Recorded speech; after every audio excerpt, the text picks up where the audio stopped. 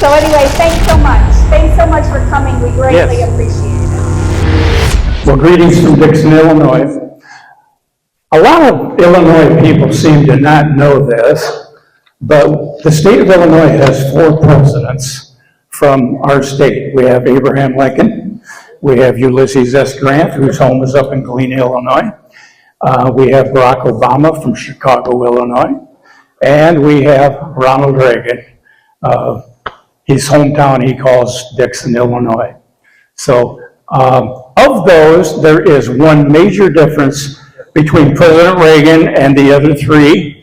The other 3 are all imposters. They were all born in different states, not Illinois. Only Ronald Reagan is the only president from Illinois born and raised in Illinois. So it's a nice fact to know. So anyway, we told people that and they never thought of it that way. All right. I'm going to talk about the Reagan home, of course.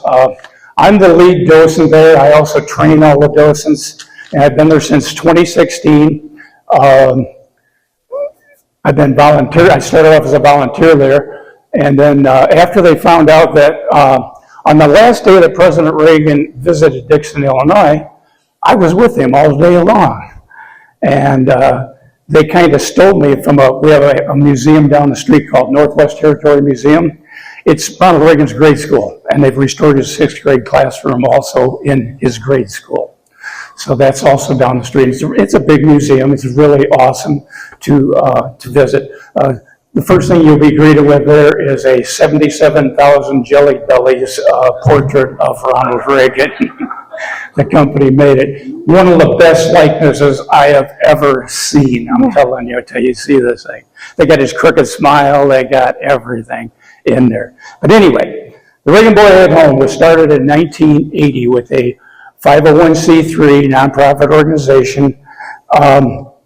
A bunch of people from Dixon just pooled their money together, and it was a postman came to the Dixon City Council and said in September of 1980, a couple of months before the election, hey, that guy Reagan's from Dixon, you guys know that, right? He might win this election. And he said, I know his first house he lived in. It's 816 South Hennepin Avenue. He says, maybe the city would think about buying that home. And of course, the city's council said, no way, we do not own property. We're not into that. That's not what we do. So anyway, a bunch of people pooled the money together and they started a 501c3 called the Ronald Reagan Preservation and Restoration Foundation. Really long name. But anyway, and they started planning to buy that house. They bought the house for $34,000. It was a duplex when they bought it. It had 2 front doors, and that is because in World War II, they built one of the largest bomb-making assembly plants to win World War II, 6 miles south of Dixon, Illinois on Route 30. And if you ride by it and you see all these humps out in the middle of this grass field, those are the, I guess you would call them bomb shelters, where they stored their bombs that they made. And so it's a relic left over in Illinois of World War II standing there. They also told me that the lady who invented duct tape, guys, invented it at a Green River Ordnance Plant just north of Amboy, Illinois. So I hate to crush men's egos, but a woman actually invented duct tape. And it was invented right here in Illinois. All right. So we began restoring the home. Nobody was renting it at the time. It was beautiful. We bought it in September. And the very first thing we were going to do is gut the home because we want to see those studs. The home was built in 1891. It was built for $1,500 in 1891. And it's also a Montgomery Ward's home. There are several homes in Dixon that look exactly like or very close, similar to the Reagan home. So the only people that were selling blueprints only at that time was Montgomery Ward's. Sears did not enter the business until their first catalog came out in 1900. And Montgomery Ward's had a 22-year jump on Sears selling homes. So that's the story there. All right. The first thing they were going to do is just take off all the plaster and the inside of it. It's lath and plaster. I don't know if anybody still remembers lath and plaster. Yeah. Well, in 1980, we had a major problem. Number one, who knows how to put that stuff back on the wall? And we put a contract out for it, and our contract sat for 7 months. And everybody said, sorry, we only know drywall. Nobody knows lath and wet plaster. And so we got a knock on the door. An 84-year-old gentleman, I don't even know where he was from, but he knocked on the door and he said, that's what I did for a living. Started when I was a kid. I would be honored if you hired me to restore Ronald Reagan's boyhood home. And we jumped all over him because we figured nobody else is going to take this job. Yeah, who's going to take it? And so he was very meticulous. He was a little slow working, but we loved the job he did. It was wonderful. Also, the home had 5 to 6 layers of wallpaper on the walls throughout the home. Can imagine. We had to carefully scrape off every layer, enough that the boys, Ronald Reagan and his brother Neil Reagan out in San Diego, California, could see the patterns of the wallpapers. Every page in the scrapbook was a different room or a hallway or something. We described which room we found these wallpapers in. We shipped one scrapbook to 1600 Pennsylvania Avenue. We shipped the other scrapbook to San Diego, California, to his brother Moon. The boys got on the phone, and within about 17 minutes, they identified which wallpaper was on the wall when they lived there. We had it restored. And so the wallpaper you do see in the home, even though it's not the original wallpaper, it is the original pattern. It's what the boys said was on the wall. Second thing, we had to hire a curator. His name was James Hickey from the Lincoln Collection down in Springfield. James was the curator of the Lincoln Collection at the time, and James wanted to take the job. And so we hired James. And he came up, and the first thing he got was old catalogs, 1870 to about 1920, full of furniture from that era. He shipped them out to the Ronald Reagan Ranch. He told the president, you and your brother are going to have to get together a few Sunday afternoons. So look at the scrapbook and or pick out the furniture when you both agree. That's what Mom and Dad had in the home. Circle it, ship me the catalogs back. I will go find every piece. And then Moon, Moon is Ronald Reagan's older brother, Neil. They called him Dutch and Moon. Ronald Reagan's nickname is Dutch. So we just call him Dutch and Moon and Nixon still, even though he's president of the United States. So anyway, the curator went and found everything. Took him about three years. And then we gave Moon a plane ticket. Moon flew back to Dixon and told us where to set it in every room. And so the furniture has been picked out by the boys. It has been set by President Reagan's brother, and the wallpaper matches what was in the home. So even though we don't have the original furniture, at least it's what the boys said, as near as they could recollect, what Mom had in every room. Okay, that makes it quite an authentic boyhood home. The second thing is, they tried to be too historical with the house. They made one major mistake when they restored the home.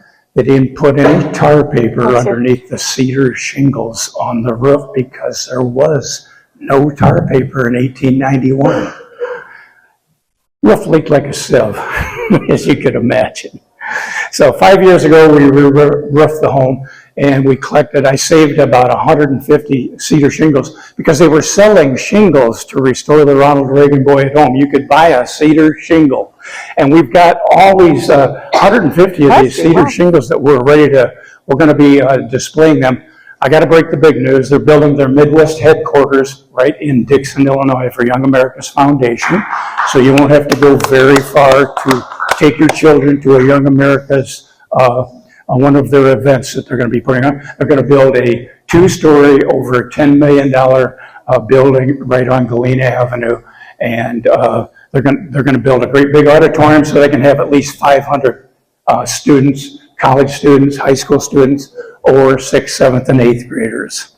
And all the speakers will be coming there. We've already had Nick Freitas come. We have had Dr. Ben Carson in Dixon, Illinois speak. And so, yeah, we're kind of becoming a magnet for conservatives to come, the leading conservatives to come, and we'll be speaking at Dixon. You won't have to drive very far to hear these guys anymore. You'll actually be able to come to the Ronald Reagan Midwest headquarters. So that's the plans. Also, they have purchased every set from the Reagan movie, so you're going to be able to see the Oval Office. They're going to say from that little White House in Dixon to this White House. Very cool. So, yeah, they purchased all the sets from the Reagan movie, and they're going to be they'll be in the museum, and they're going to do up a big museum as well. Right now, we have a very small gift shop. They're going to have a really nice gift shop. So there's big plans for Young America's Foundation right here in Illinois. All right. Any questions about any of that? Okay. Yes? All we saw was the 3 different plans they're down to. They've narrowed it down to 3 different plans. Not only did they have to plan the building, they had to plan the whole campus, the whole layout of everything, with the visitor center on it, the Reagan Boyhood Home on it, and then their building on it. So that architect he had a bigger job than most architects have. It's not just a building. So anyway. One big donation, or was a lot of donations? It's Young America's Foundation is fronting the money. They're wonderful. The board of directors came to Dixon May 28th this year, and they wanted to see the layout of the land they have to work with for their Midwest headquarters. And evidently they got that all figured out, and now it's just down to 3 different buildings. Which one do we want? Of course, they came to us, and of course, our pick was not what California had picked. Midwest is totally different than California. Anyway, and they've never been here. They really don't know. But they had an old brick looking schoolhouse. Well, we've already got one of those. That's called Northwest Territory Historical Museum. It was a great school for Ronald Reagan. So we already got one of those. We said no. Second thing they showed us was a campus. They wanted to put multiple buildings and connect them with a tin roof over your head so you don't have to walk out in the rain if it's raining. But we said it looks like a trailer park. No, thanks. So we gave them the thumbs down on that. And third building was a really awesome building. Looked kind of Caribbean. It was white, and it was a big 2-story beautiful building. It only had one problem. We said one thing we would change on it if you picked that building, because that building does fit the city of Dixon, believe it or not. Put rounded windows, round the windows at the top, just like the White House has with the 4 or 5 little things. And they said, well, do you have any examples of rounded windows in your city? And I named him 5. I said, yes, we do. So rounded windows is also a part of our city. So I said, do that, and you're going to say from this White House to the White House in Washington, D.C., and our headquarters is a white building in Dixon. I said, it all makes sense. Purple and white. Dixon High School, one of the 2 colors of our high school is white. So anyway, I gave them a lot of reasons to go for the white building. We'll see what they do with it. Well, it all comes down to which donor puts up the most money for the building. He'll be the one that gets to pick which building he's going to put his money into. That's what will happen. Yes?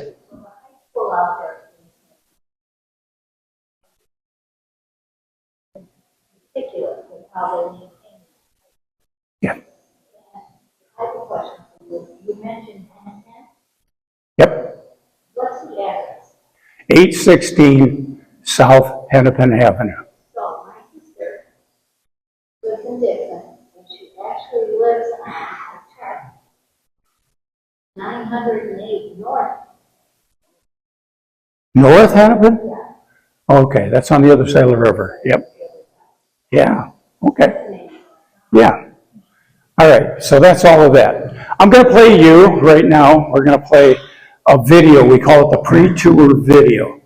Now, I still haven't cleared this with legal for Young America Foundation, but it is a proprietary video, and so right now we're just going to see what happens. And legal did not get back with me with my question, can I show this video?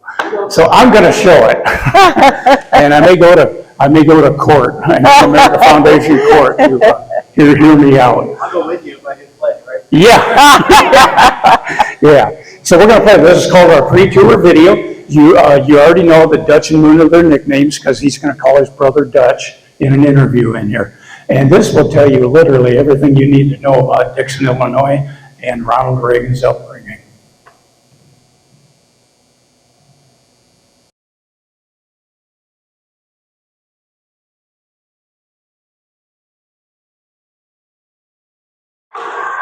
All right. Hold your questions for after the rest of the presentation for that. But our police chief, you know, the FBI, G-men were really in 1920. They were making movies about G-men everywhere.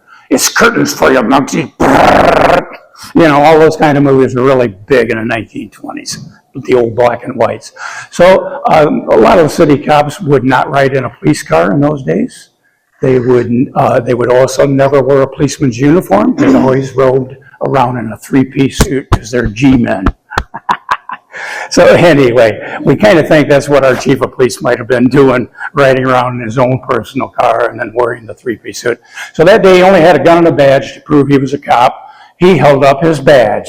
Well, that was a wise move for an 11-year-old kid. I don't think you hold up a gun and tell him to get in the car. But anyway, Reagan's smart aleck comment to him was when he held up the badge, and the badge was a star. You saw the picture of the police with the star. Reagan's smart aleck comment to him was, well, twinkle, twinkle, little star, who the hell do you think you are?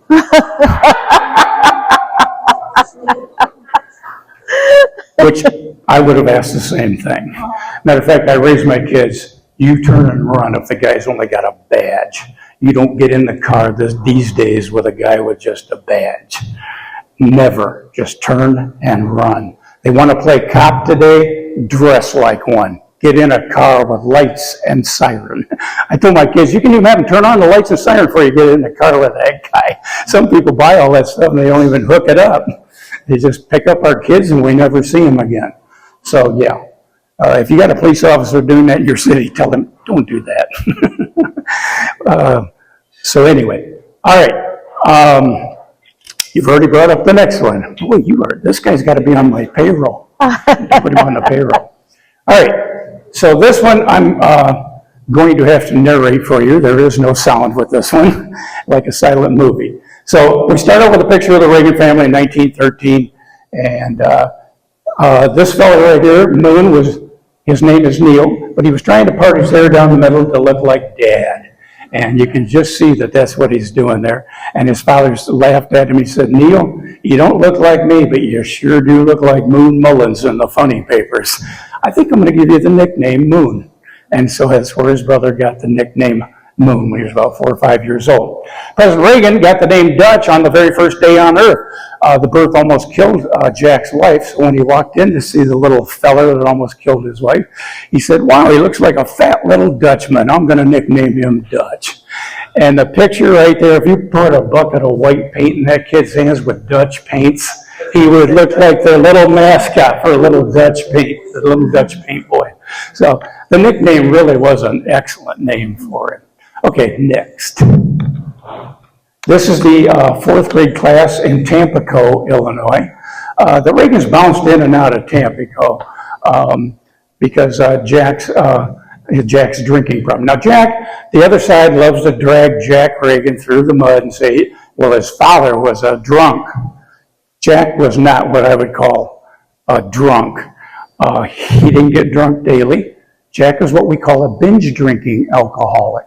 Jack would go on a 4 or 5 day spree where he just stayed drunk for 4 or 5 days. He slept in the car. He did not do his drinking in front of his family. And when he was done drinking, he would return home if he was still alive. In the wintertime, they would find these gentlemen frozen to death, sitting behind the wheel of their car on a lonely country road. They didn't check the gas gauge before they took a long snooze. So it was very dangerous in those days. All right. Next. Okay, they had to circle young Reagan for you. Okay, next. Now I'm going to show you that Ronald Reagan's childhood was miserable. When Ronald Reagan came to Dixon, Illinois, the teachers were very worried about that kid. He was like a turtle that had been beat upon, and he was pulled into his shell all the way. He was done. Because every time he made friends in these small towns in Illinois, Dad would lose his job and have to go to another city to find employment.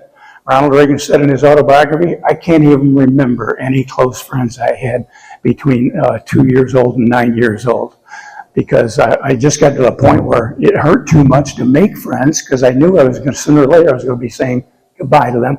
So when I came to Dixon, I told my mother, I'm not even going to make friends when I get there. I'm done. You're probably only going to be at Dixon 4 months. So he didn't crawl out of his shell until he was 11. He moved into Dixon December 6, 1920. At age 11, he read a book called That Printer of Udell's by Harold Bell Wright. His mother always threw Ronnie in front of really good male role models, all in Dixon. The Graybills that he worked for as a lifeguard for 6 years. Mr. Graybill was a Christian, a godly man, very honest businessman, and him and Reagan had a lot of conversations. Reagan was dating the minister's daughter. Okay, Ben Cleaver was a very good mentor for Ronald Reagan. That's why he loved to hang around the Cleaver's house, because he would discuss anything with young Ronald Reagan, politics, religion, stuff like that. So he really liked Ben. And then the pastor before Ben had a son, and the son was still living in town. That pastor before him had just died right before they opened their church. They opened their church June 22nd, 1922. And that is when Reagan, he was the first baptism in the first Christian church in Dixon, Illinois. It's on the corner of Hennepin and 2nd Street. And if you look at the church, it opened in June of 1922. And when we went down there and had them open the books for all their baptismal records, sure enough, Ronald Reagan and Neil Reagan were baptized June 21st, 1922 down there. So that's that. All right, let's show you the route that young Ronald Reagan made between the ages of 2 and 9. He lived in 5 different Illinois cities, 9 different houses. Jack would always, whenever they raised the rent on Jack, he would move. And he told them right up front, and when the day you raise my rent is the day I'm leaving. So, all right, go ahead and click. You can just kind of click through this one kind of fast. He moved to Chicago for about 2.5 years. And then they moved down to Galesburg, Illinois. There's 2 houses in Galesburg that had plaques in front of them that Ronald Reagan lived in these 2 houses. Okay, back up one. Yeah, a little faster. Ronald Reagan, at age 6, living in Galesburg, Illinois, when they moved into the house, young boys like to explore the new property that they're living in. He was up in the attic, checking it out, the attic. And somebody had left behind in a wooden case with glass a whole collection of bird nests, eggshells, and butterflies, and had each one of the eggshells labeled what kind of bird laid it, each one of the nests, what kind of bird made each nest. And he said, on that day, I fell in love with the handiwork of God, and I have always been a lover of his great creation. He's left us down here. So Reagan became a nature lover, and he would have made a horrible hunter. He just, out at the Reagan Ranch, he wouldn't even run over a rattlesnake. And Nancy had to tell John Barletta, who was the main guard of Ronald Reagan at the ranch, John, kill a snake. Ronnie will sit here all day. If that snake's in front of his car, he will not ride over that snake. He'll wait for that snake to move. So John had to stand up and exterminate the critter in front of him with his revolver with an illegal bullet in it. Well, Reagan said, you're the cowboy, John. Man, I've never seen a shot like that. 11 yards, and you blew the head clean off of that critter? He says, you are a cowboy. And John Barletta wrote a book called Writing with Reagan, and he said, I had an illegal bullet called a scatter bullet. I couldn't miss anything at 11 yards. And he said, I never told the president because he thought I was a hero. I was a big cowboy. So he said that was kind of a secret I kept between him and I. All right, go ahead.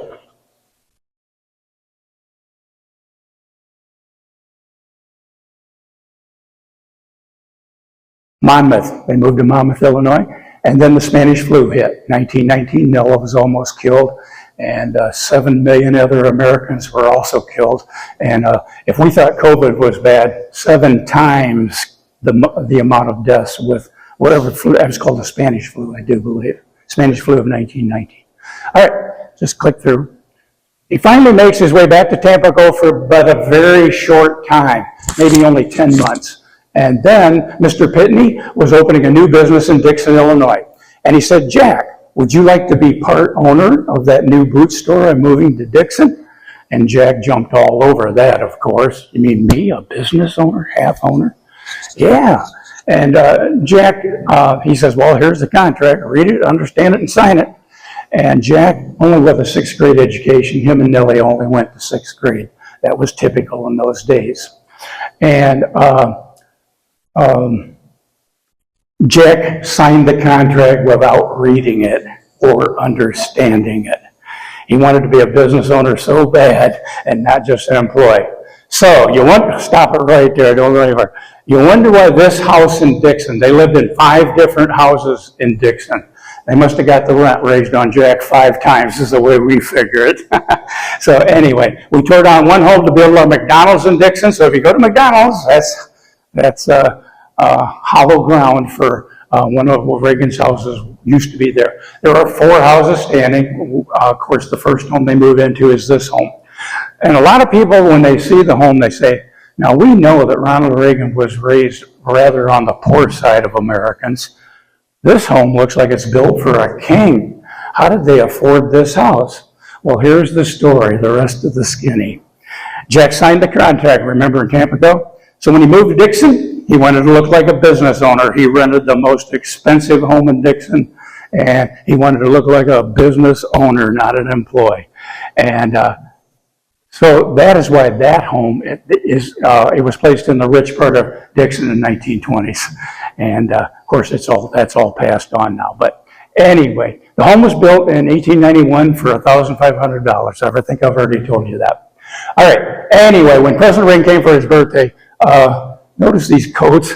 These people, I'm telling you, it was 17 below zero that day in good old northern Illinois.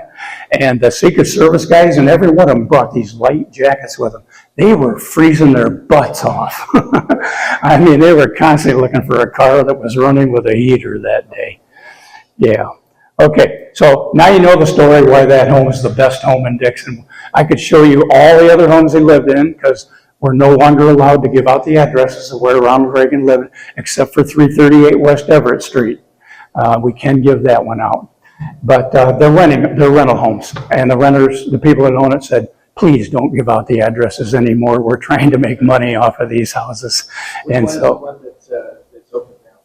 which one is Which what? one is the one that's open now? That one. They're standing in front of the Reagan home that's open now in Dixon. Yeah, okay. Reagan slowly became a loner. He was constantly on the move, so why make friends? He was bullied in Tampico. They show that in the Reagan movie. If anybody's, how many have seen the Reagan movie in here? Anybody go to it? A few. They picked kind of a low production company because we didn't want Paramount or Warner Brothers or any of those people to get it because they're going to spin everything. They're going to have a political heyday with Ronald Reagan's early life. So we just said, no. We'll go with somebody that at least listen to us and say, don't put that in there. That is not the truth. So everything in that movie looked to me like it was actually the truth. The one scene that I hated was the rescue, when the girls would fake their drownings to get Ronald Reagan to go out and drag them to shore, to wrap his loving arms around them and drag them to shore. I wanted him to do the 8-year-old boy that he brought back to life in front of a crowd of 1,000 people on a Saturday afternoon. That's the one I wanted in that movie. Ronald Reagan actually saved 18 people from drowning. You know that? Yeah, well, Like 77. he said 77. No. Yeah, 77. Yeah. One of the people he saved became a lifeguard at our swimming pool, and she said she faked 2 of her 4 drownings out there. So we did have women admit to that did happen. So That was it. I didn't like it because it kind of downplayed Reagan, made him look cheap. But anyway, he did real rescues, folks. And I could go into detail of them. Some of them are amazing rescues. All right. He was looking for role models, heroes, and someone to be like. He found it in that book written by Harold Bell Wright. Harold Bell Wright wrote Shepherd of the Hills, if anybody knows that. Now, here's an interesting fact. That book, Shepherd of the Hills, was required reading on 60% of the colleges and universities throughout America in early 1903. See how far we have fallen? Most of the students can't even find Christian authors anywhere on a university campus. So, when they accuse conservatives of being book banners because of these transgender books they're putting right down on the ground for little 5-year-olds and 6-year-olds to pick up and look at, which is just, a lot of it's pure pornography in those books. All we didn't want the book banned.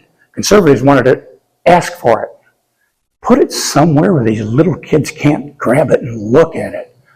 You wouldn't put a Playboy magazine down where a kid could grab it. Why would you put that book down there? So we had a big fight in Dixon with our library. We thought they were being absolutely ridiculous over that. All right, next one. First job the Reagan boys had in Dixon, Illinois in 1920 was golf caddying, 1921. Summer of 1921, golf caddying at the Dixon Country Club. We do have a picture in the boys' bedroom, and Ronald Reagan actually signed that on his 73rd birthday, sitting on the boys' bed in the bedroom. Yeah, the boys had to share the bed. That is because no forced air for the heating systems. They must have not had very good engineers back in those days, because with no forced air and gravity only, they gave their room just a little bitty register about that size. The whole floor should have been the register. Open it up, put a whole metal grate in that whole floor, and then the air would have got up there a lot faster. So that's the story there. Swimming lessons, the YMCA. Yeah, Reagan boys joined the YMCA because after hours you had a gymnasium, you had a swimming pool. The YMCA is really a backbone of young America. Cities looked forward to having a YMCA come. They were bringing a gymnasium. They also have a band. And so we've got a picture of Ronald Reagan joined the YMCA band. He was the drum major. He had to lead the parade, and he had to put this golden ball up in the air to the beat of the music to keep everybody on time. Especially his brother Moon, because Moon played the tuba. He was in the very back row.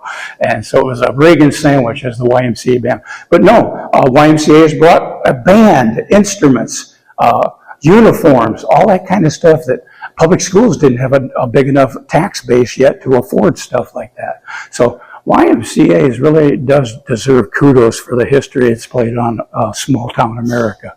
It really changed the structure of our country. All right, church meeting, Sunday school teacher. We interviewed a couple men that were Sunday school students of Ronald Reagan when he was age 15. They said, how was he as a Sunday school teacher? And they said, well, he said, we love the guy. But we said he would always start off with a story from the Bible. He read it, though, like it was 3D. We could just see those characters popping off of the Bible and becoming real right in front of our eyes. He was so creative and reading with emotion and all of that stuff. Ronald Reagan said, I was born into a showbiz family. He says, my parents put on plays in Tampico for the city.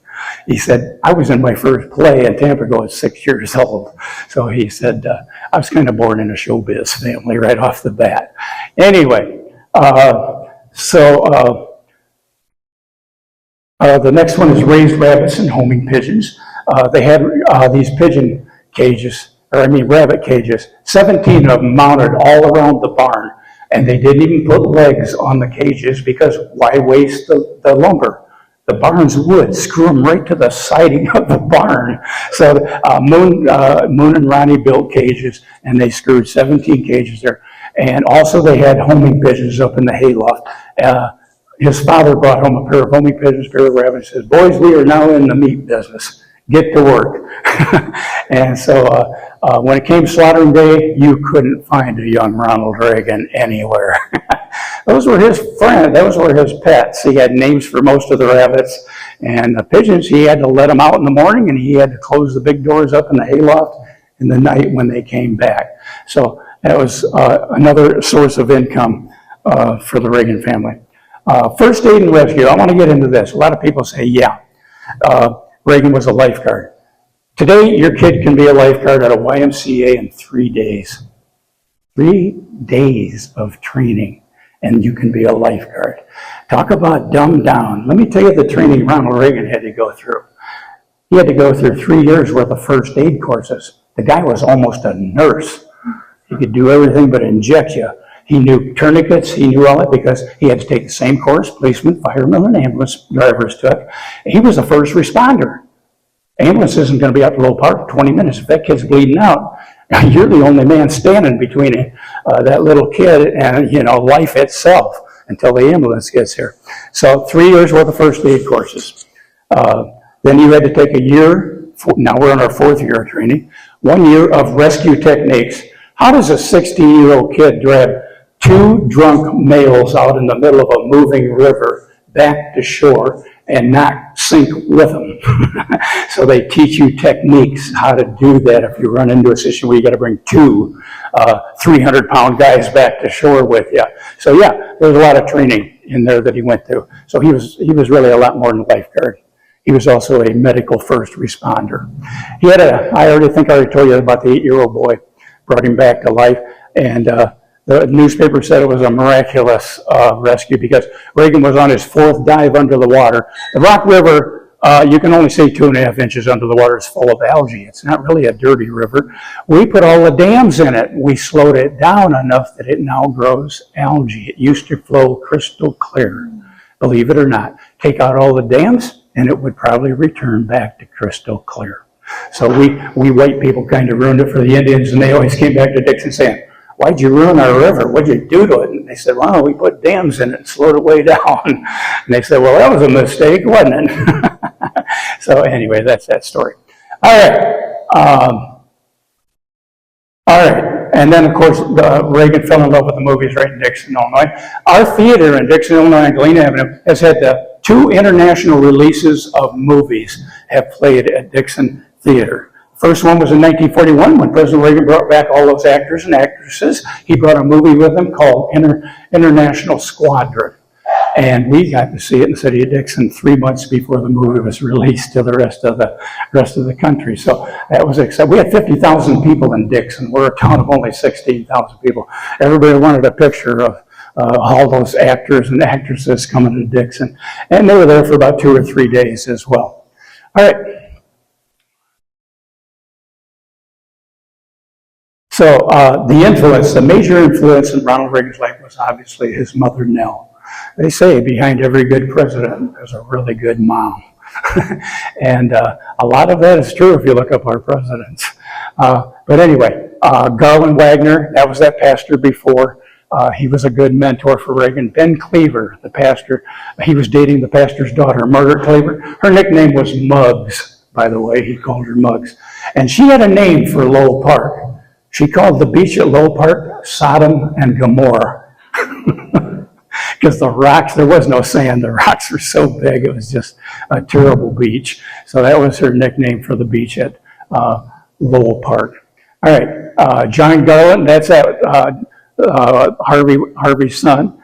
And John played football. He was really good at it, so that really made Ronald Reagan and him click. Ruth Edward Graybill, she's the one that ran Lowell Park. You know how they could tell nobody was in that river at the end of the day? You would pay 10 cents and get a little wire basket. You would undress, put your street clothes in the wire basket. If there were street clothes at the end of the day, that meant you had a body in that river. Somebody's missing. So they would always look at all the baskets at the end of the day. If they're all empty, all's good. Ronald Reagan never had a drowning under his watch. And that's why he said saving 77 lives is one of the biggest accomplishments in my life. And they put a plaque right down on the bank of the Rock River telling the story of Reagan saving 77 swimmers from drowning out there. Okay, next. This is his father. His father played baseball in Bennett, Iowa. If you want to see where some of the Reagan family's buried, go to Go to Fulton, Illinois, go in the graveyard, and you'll find a few Reagans buried in there.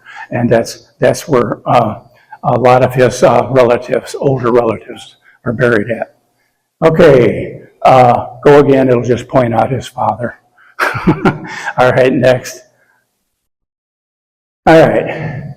Coach said that Ronald Reagan was too small to play his freshman year and his sophomore year. Well, then he really shot up. I mean, he's tied for second place for the tallest president of the United States with 5 other guys. We had 5 presidents that were 6'2". Only one is 6'4", and I bet you can guess who that is. Abraham Lincoln, you betcha. He's still the tallest president we ever elected. Reagan, this is the day I was with him.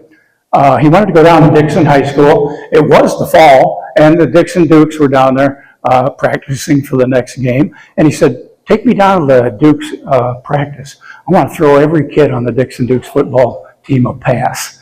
And so when he got down there, of course, they knew he was coming. They made a jacket, a modern-day jacket for President Reagan. He earned his big D. You got to be a varsity sport to get a D at Dixon High School. And then they gave him his letters. Freshmen and sophomores usually win those. 1928 graduation year. And they had the old purple jacket, and they gave it to him. I was standing right next to this guy. I was standing about here that day, and I never saw a bigger smile on President Reagan's face when they put that pigskin in his hands. That guy loves football. I mean, he loves it. And he just motioned to those kids over to the right of him and says, hey, go out for a pass. And so they all lined up, and the president got to throw a pass to every one of those guys, or the former president then. And that was quite a throw for the Dixon Dukes football team to have a president thrown by the Gipper himself. So there you go. All right. This is the first Christian church in Dixon. And like I said, the Reagans were the first baptism there. Okay, next. Harold Bell writes a book, that Printer Rudell's, that Build a President. The kid in the book, I'm going to give you some of the hints to the book. We do sell the book in paperback form at our gift shop. It starts off with Dick Faulkner is the name of the boy that Ronald Reagan wanted to live his life like. So every time Reagan had a decision or a Y in the road splitting in his life, he'd say, I wonder what Dick would do in a situation like this. And so Ronald Reagan adopted Dick as his role model, his mentor, his hero, his everything. Blueprint for the rest of his life. He's going to copy Dick Faulkner. So Ronald Reagan copied his life after a fictitious boy by the name of Dick Faulkner. All right. Young Ronald Reagan, you don't see it, but he's wearing knicker pants. Does anybody know what knicker pants? They served a purpose in society. They were pants that just came below your knees.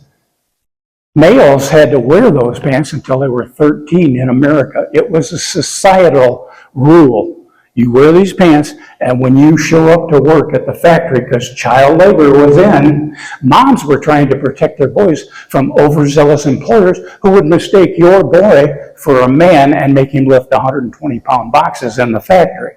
So they came up with the idea of the short pants. If he's wearing short pants and he shows up to work, he's under the age of 13. Don't you work him like a horse. He's still not an adult.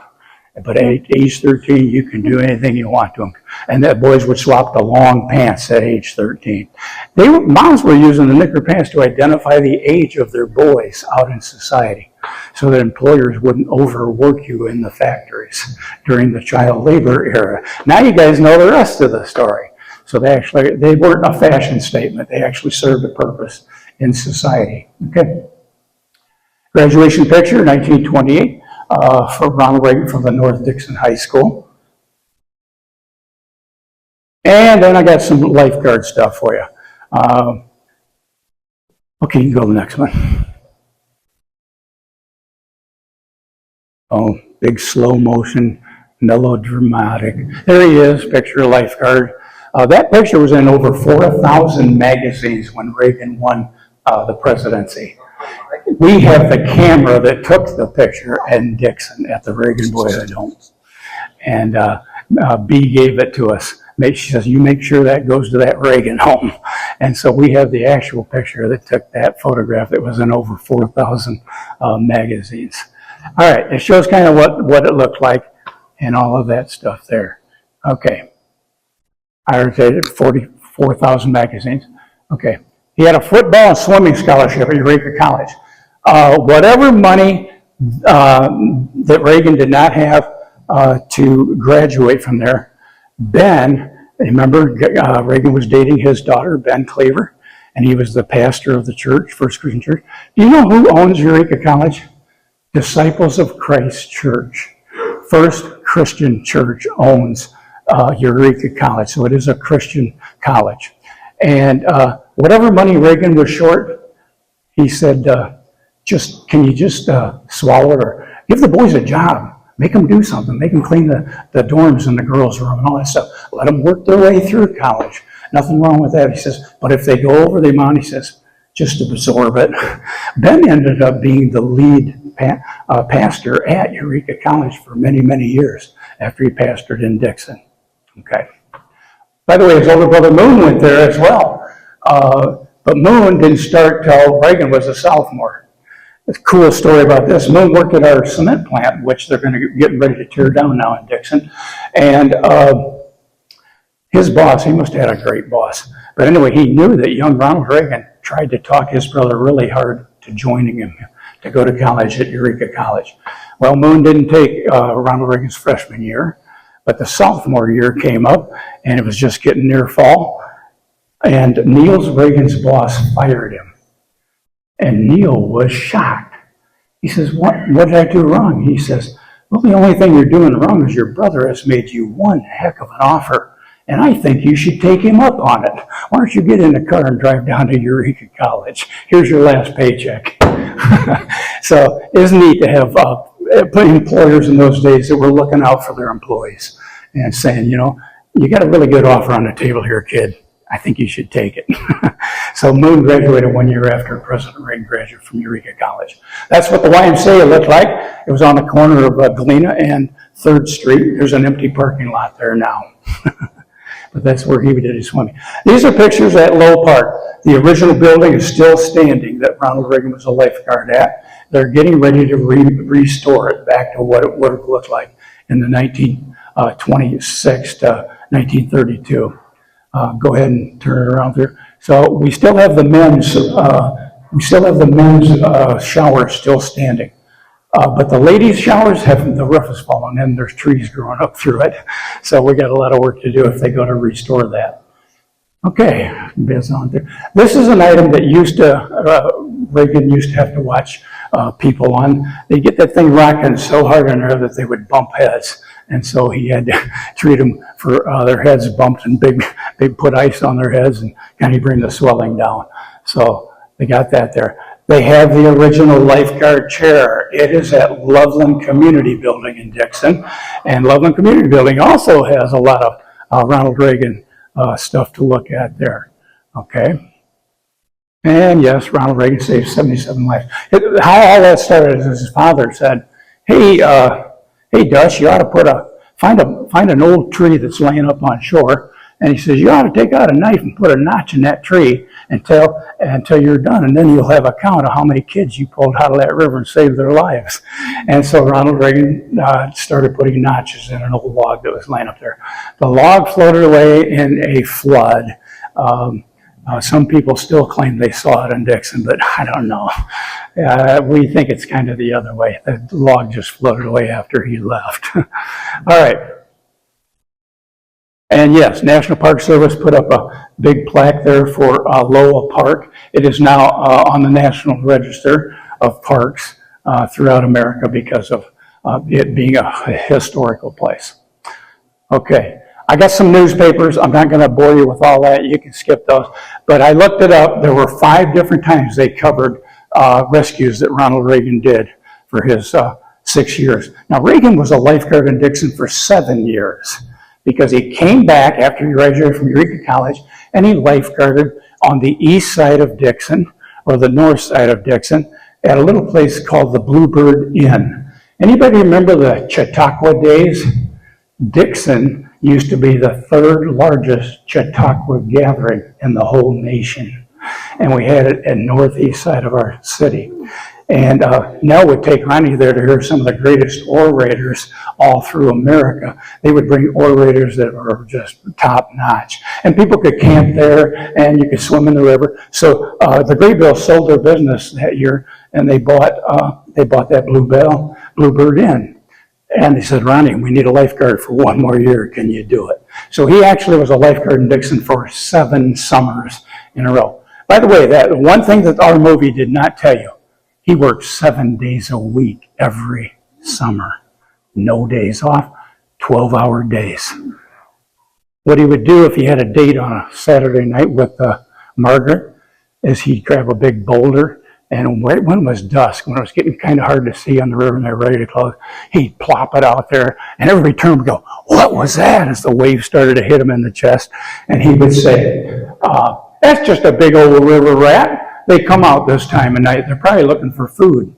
Yeah, they might even bite you. And he tried to get them to get out of the water quick so he could make it to the Dixon Theater and take his girlfriend to the Dixon Theater.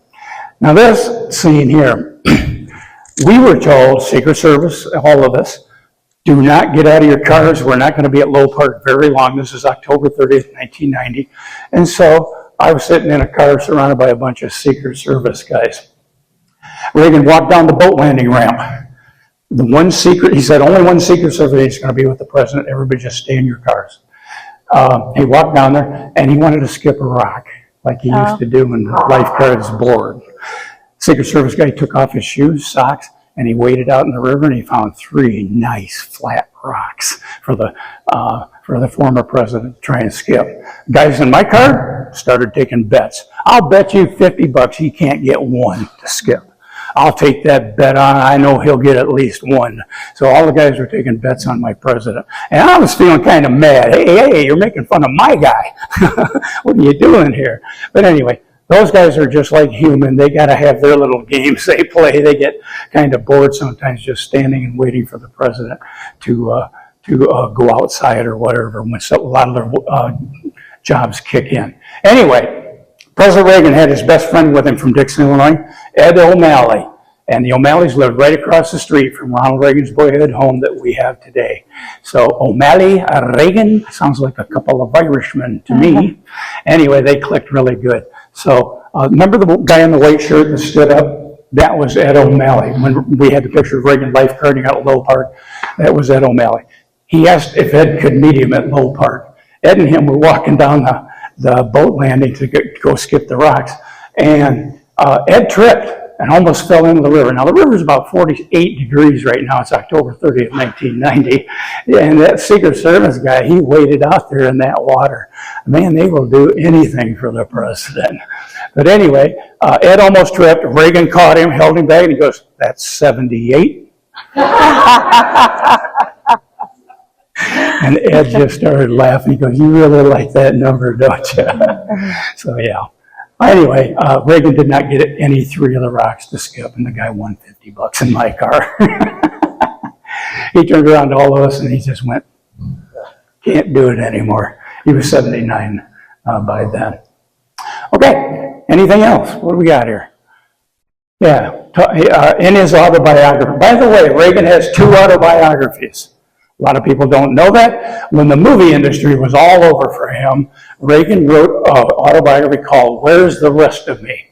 And it's from the movie King's Row, where the doctor of Reagan's girlfriend in the movie took both legs off after an automobile accident, and only one of them was injured. And so he had to wake up, look down at his legs and say, where's the rest of me? So he named his autobiography after King's Row. And he said, King's Row was probably my best acting. I had to act like I had no legs. And he says, it freaked me out because when I looked down, it looked like I had no legs. And he says, Hollywood can do some really trick stuff there to make it look really real. And the actor starts feeling like it's real, he said. So anyway, that's what he said about Dixon. There was the life for me. And it built my strong body and all that. I'll take questions now. With his parents, here, wait, let me get the microphone so people. Yeah, get the other mic for her.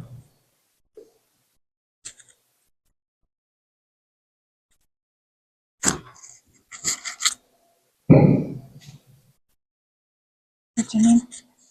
And I was just wondering, what about his parents when he became, when they passed, when was he him being president? Or? Great question. Here's the way it went down. In 1938, Ronald Reagan showed up in Dixon, Illinois.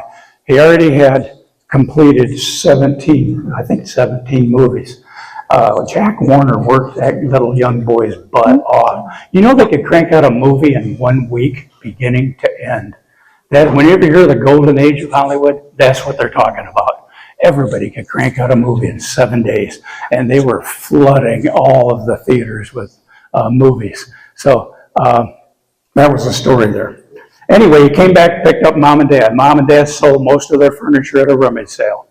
And he moved them in with him at a little flat that he had bought in Hollywood. And for 2 years, they lived together out there in that little flat. Then Reagan moved from a B-movie actor to a big guy, superstar. Earned his star on the Hollywood Boulevard, as they say. And good thing he did, because he was marrying Jane Wyman. She was a superstar, and he was a nobody. And he said, I prayed to God and said, God, if this marriage is going to fly, you're going to have to intervene and do something, because she's way up here and I'm way down here. He says, can you help me out? And sure enough, if you don't believe in a God in heaven, 1940, he got the answer. He did that movie, Newt Rockney, All-American, about the football coach at Notre Dame University, just like that. And that movie put Ronald Reagan's name throughout America. Everybody, every household knew the name of Ronald Reagan after Newt Rockney, All-American. Did I answer your question? Here. Jerry, what was the name of that? Newt Rockney, All-American. Newt Rockney? Newt Rockney. Okay. He was the coach at Notre Dame University. In the boys' bedroom, we do have a Notre Dame pennant hanging. And I go around and I ask you, what is the connection to Reagan's life for all these pennants? Because he had a direct connection with every one of them. And we do have a pennant for Notre Dame University hanging. He was the Gipper. Yes. That's why they're always giving him T-shirts with the Gipper's name on the back. If you wanted to know why, it was from that movie, Newt Rockney, All-American, released in 1940. Here's a question over here. Hey, I was born in a KSB hospital Yes. in 1943, and my parents and grandparents were friends of Ronald Reagan. Yep. And when I was a kid, I used to swim out to that barge at Wool Park and back. And then they condemned the river, too much pollution and stuff like that, and just closed everything down in the 1950s. Yep. There hasn't been swimming there since 1959. 59. I lived in Pole, Illinois for 18 years. Uh-huh. And you mentioned Dixon North High School. Where's that? Where was that? They tore it down and they put up a nursing home there. Is that And north of the river? it's on the north side of Dixon, and it's on east of Galena Avenue. Okay. Over there by the Mill Hospital? It's on Ottawa and is it Monroe? Monroe and Ottawa? There's a whole block there, and that's where the high school was built. The last time I was out there, the cement factory stack was missing, Yeah? and that used to blow powder into the air. Yep. And everybody's cars on the north side of Dixon, because they were right across, their cars were just full of cement and dust every day. How would Did you you like have to another wash your question, car daily, living across from a cement plant? I'm sorry, I just wanted to finish up. So what did his parents then move? They have a big mansion out there then? No, it was just a small little house. I Googled it on Google Maps. I zoomed right down on it. It's still there in Hollywood. They haven't torn it down. Parents, did they actually see him become president? When did they pass or anything, you know? Okay, in 1938 is when they moved to Hollywood. And then in 1941, Jack passed away from his second heart attack. So he only got to live in the home about 3 years. And Ronald didn't move out till 1940 to marry Jane Wyman and move to Beverly Hills. And when he moved out, he paid off the house and he gave it to his mom and dad as a gift. And he said it was the best gift I ever gave anybody. He says, my parents were elated. That was the only home they actually owned their whole life. And they ended up dying out there. They're buried in East LA in a cemetery there. And she died in 1962, and guess what she died of? Alzheimer's. So, there you go. All right. Next question over here. Hi, Jerry. Hi. Besides the late start in the 76 primary, what could Ronald Reagan have done to win that race against Gerald Ford, in your opinion? That's 1776 primary? 1976. Or 1976? The Ford race. Yeah, I graduated high school in 72. I wasn't thinking much about politics back then. I was into rock music and a band. I had long hair like a hippie, wore bell bottom jeans and paisley shirts, white belt. I was a real hippie. But anyway, yeah. You know, speaking of hippies, I love to go to the other side and I say, what happened to all the hippies from the 70s? They're all Democrats. Shouldn't you be a Republican? Because we want less government. We want the government off of our lives. Didn't you want that back then? You wanted Vietnam War ended. Now the government has too much force over its citizens. And I said, now they're all Democrats. What the heck happened? All the hippies. So anyway, I say a true hippie is a Republican. Small government. Wasn't it Reagan who said the scariest words in the English language are "I'm from the government and I'm here to help"? Absolutely, absolutely. And that is why today his properties they all are owned privately. He said, do not let my properties fall into the hands of the federal government. Number one, I don't trust them. Number two, my parting gift to we the people is, I'm not going to be a tax burden upon any of you U.S. taxpayers. I will have my property taken care of privately. So he said, don't let the Park Service get any of my stuff. All right, yeah. So, I looked up your name a few hours before I came here, and there was a little article about in 2019 that there were some funding issues with. Yeah. We, in 2019, we were over $100,000 in debt. Part of that was because they didn't put any tar paper underneath the cedar shingles. Oh. That cost. That house is a money pit. So is the visitor center, as you can imagine. Those houses are both built out of wood. The worst thing you can ever build a house out of is wood. You got 35 to 40 years and then that's it. You will be rebuilding your home after that, unless you use treated lumber. From the 90s, not the new stuff today. Yeah. We have one more question over here. Oh. Is there someone? We have a question over here. Oh, okay. I don't know if it's a question, but I'm old enough to remember when Ronald Reagan came to Geneva, Illinois. Mm-hmm. Do you remember that? No, I do not. 1982. Yeah, April 13th, 1982. I was there too. I was there too. Campaign or just a regular stop? He was campaigning already for the 84 re-election.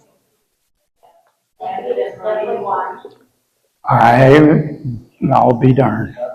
Never knew that. Oh. If there's no other questions, I only have two stories I want to share with you. Remember in the video when Reagan was giving the speech about how great America was? We're a nation of volunteers, we're a nation of givers, and all that. I had a woman break into tears during that part of the film. And I had to ask her what caused her to get so emotional at that point in the film. And she said, it's been a long time since I've heard a president talk very positive about our nation, and it just touched me with tears. And I thought, wow, that is true. When's the last time we heard a president talk about how great the American people are? Instead of divisions, fights, left, right.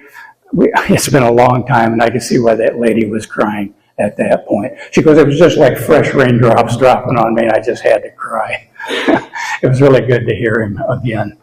And then I had, this was only my second year. I've been a tour guide since 2016. I had a guy, an old man from Czechoslovakia, touring the Reagan Boy at Home. He came in the front door. The guy could barely walk. He was a little guy, and introduced himself. And he said he was from Czechoslovakia. And I said, well, Ronald Reagan was a very good president. He started to cry. Tears started to run down both cheeks. He grabbed my shoulders and he gave me one shake, And he said, "Sir, he wasn't a good president. He was the greatest president your country ever elected. He set us free from those stinking commies." I wish that I recorded that to show the passion for what Ronald Reagan did for the world. And they say that there's more statues in Europe to Ronald Reagan than there is in the United States. They love, Poland really loves him. He's got a picture of Reagan walking with the Pope in Poland. And I've looked up all the statues. I've become kind of a collector of all these statues over in Europe that they have erected to our president. So anyway, those are the two stories I wanted to share with you. If there are no more questions, I'm done. All right. Thank you so much for coming, Jerry.